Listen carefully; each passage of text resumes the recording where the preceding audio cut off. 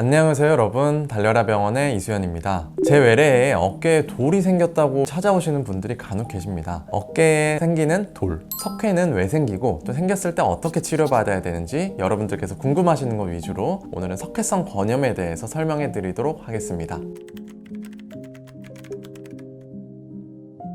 간혹 어깨 석회를 돌로 생각하고 오시는 분들이 계신데요, 우리가 생각하는 요로결석이나 담낭결석과 같은 형태의 돌은 아니고요, 어깨에 생기는 석회는 분필가루와 같은 딱딱한 가루의 형태 혹은 말랑말랑한 치약의 형태와 같은 모양인데요, 엑스레이에서는 마치 돌처럼 보여서 그렇게 생각하시는 경우가 있고는 합니다.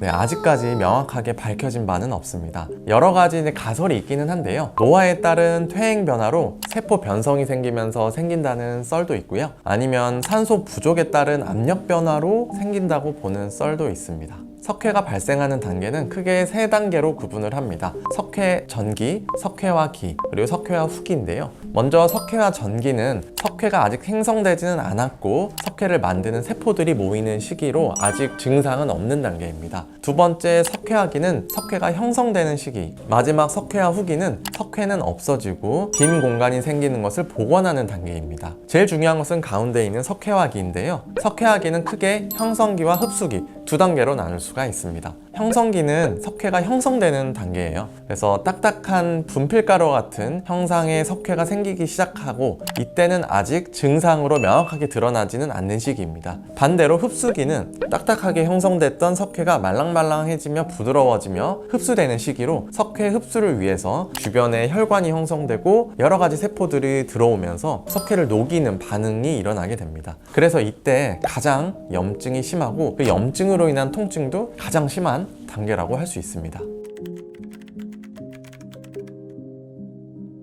무엇보다 통증이 가장 심한 그리고 가장 중요한 증상입니다. 통증이 너무 심해서 제 외래에 오실 때 팔을 가누기가 어려워서 아예 다른 팔로 팔을 받치고 힘들게 들어오시는 경우가 종종 있고요, 어깨에 뻘겋게 염증 반응이 일어나고 부어오르고 열감까지 느껴지는 경우에는 그 주변을 누르기도 힘들 정도로 매우 아파하십니다. 그래서 어깨 통증으로 응급실을 찾는 경우는 골절이나 탈구같이 굉장히 드문데요, 이 바로 석회성 권염도 어깨 통증으로 인해서 응급실을 찾게 만드는 질환 중에 하나이기도 합니다. 가장 기본적으로 엑스레이를 찍습니다. 석회는 엑스레이에서도 쉽게 관찰이 되기 때문에 엑스레이만 찍어도 석회의 대강의 위치, 성상, 양상, 크기 정도를 다 알 수가 있습니다. 그 다음으로 초음파를 해볼 수도 있는데요, 초음파는 조금 더 입체적으로 다이내믹하게 여러 각도에서 초음파를 확인할 수 있다는 것과 주사를 시행할 때 도움이 된다는 그런 장점이 있고요, 마지막으로는 MRI를 시행해 볼 수 있는데 석회를 훨씬 더 자세하고 면밀하게 볼 수 있을 뿐만 아니라 회전근개와 같이 다른 동반된 질환에 대한 확인, 그리고 수술을 위한 치료 계획을 세우는 데도 도움이 되는 검사 중에 하나입니다.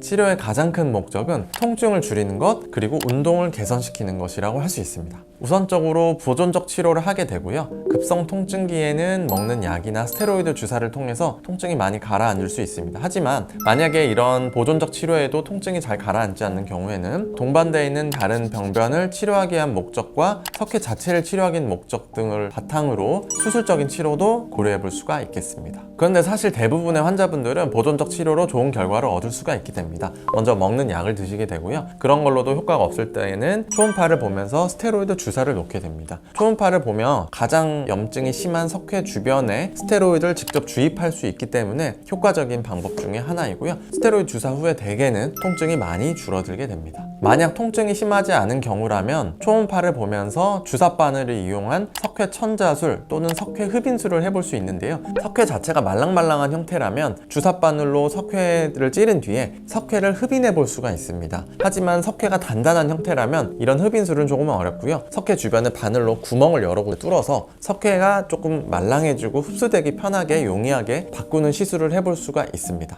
그리고 급성 통증이 잘 가라앉은 시기에는 체외 충격파를 해볼 수 있는데요, 체외 충격파는 침착된 석회를 분해하는 데 도움을 주고 주변의 혈류 개선을 통해서 석회가 흡수되는 데 도움을 주기도 합니다. 또한 특별한 합병증 없이 시행해 볼 수 있다는 점에서 큰 장점이 있다고 할 수 있겠습니다.